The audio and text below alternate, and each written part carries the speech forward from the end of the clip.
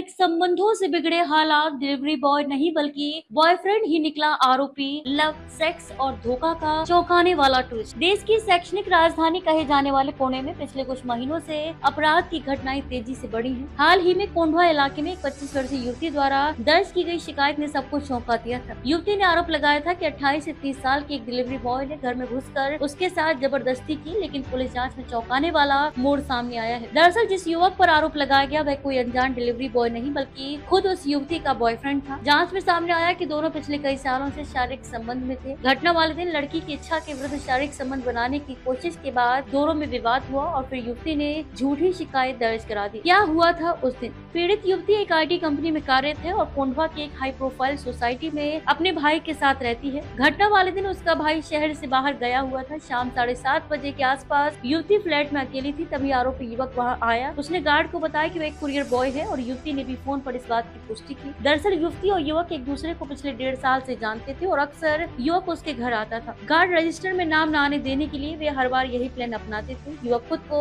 Courier boy बताता और युवती उसे अंदर आने की अनुमति देती। मासिक धर्म का हवाला, फिर जबरदस्ती। उस शाम युवक ने युवती से संबंध बनाने की इच्छा जताई, लेकिन युवती ने मासिक धर्म का हवाला देते हुए मना कर दिया। इससे युवक का संयम टूट गया और उसने जबरदस्ती की कोशिश की। दोनों के बीच झगड़ा हुआ, अधूरे शारीरिक संबंध बने और फिर युवक वहां से चला गया। जाने से पहले उसने एक सेल्फी भी ली। इस घटना से आहत होकर युवती ने पुलिस में रिपोर्ट दर्ज करवाई, लेकिन उसने युवक का नाम न लेकर एक अज्ञात डिलीवरी बॉय पर बलात्कार का आरोप लगाया। रिपोर्ट दर्ज करने से पहले युवती ने अपने मोबाइल और लैपटॉप सारा डेटा भी डिलीट कर दिया ताकि युवक से जुड़े कोई सुराग पुलिस को न मिल सके। पुलिस ने किया बड़ा खुलासा। पीड़िता की शिकायत में बताया गया था कि आरोपी ने कुरियर देने के बहाने दरवाजा खुलवाया, फिर पेपर पर साइन करने को कहा और बातों में उलझाकर चेहरे पर स्प्रे मार दिया। इसके बाद युवती को धमकाकर उसके साथ बलात्कार किया और जाते जाते फोटो लेकर मैं वापस आऊंगा जैसे मैसेज भी मोबाइल में छोड़ दिया। इस घटना के बाद पुलिस कमिश्नरेट की टीम सक्रिय हो गई। डेप्यूटी कमिश्नर डॉक्टर राजकुमार शिंदे और कोंढवा थाने के वरिष्ठ निरीक्षक विनय पाटनकर तत्काल मौके पर पहुंचे। अमित शाह के पुणे दौरे से बड़ा दबाव, 200 पुलिसकर्मी जांच में। घटना केंद्रीय गृह मंत्री अमित शाह के पुणे दौरे के दौरान हुई थी, जिससे पुलिस पर दबाव और बढ़ गया। पुणे से लेकर दिल्ली तक करीब 200 पुलिसकर्मियों की टीम इस मामले की छानबीन में लगाई गई। हजारों कॉल डिटेल, सैकड़ों CCTV फुटेज खंगाले गए और तमाम कुरियर कंपनियों से डिलीवरी बॉयज की लिस्ट मांगी गई। वहीं युवक को इस बात की भनक तक नहीं थी कि उसके खिलाफ कोई मामला दर्ज हुआ है। गुरुवार को